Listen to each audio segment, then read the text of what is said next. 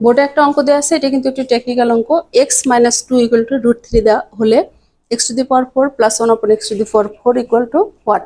তো এইখান থেকে আমরা কিন্তু x এর মান বের করে নিতে পারি। x এর মান হচ্ছে 2 প্লাস √3। √3 2 এর চেয়ে ছোট, এই জন্য আমরা কিন্তু √3টাকে পরে লিখলাম। আর 1 upon x সমান কত হবে? 1/2 প্লাস √3। এখন উপরে নিচে আমরা 2 মাইনাস √3 দ্বারা গুণ করব। তাহলে কি হয়?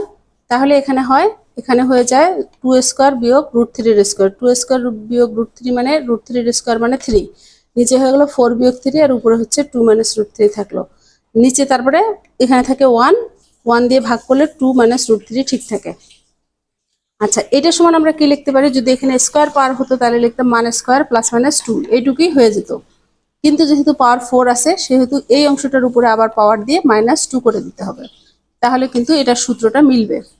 তো আমরা কি করলাম, মান বের হয়েছে আমাদের কত? 4x plus 1 upon x equal to 4 বের হয়েছে। তাহলে আমরা লিখলাম মান মানে 4 এর স্কয়ার প্লাস মাইনাস, কখন প্লাস হবে কখন মাইনাস হবে।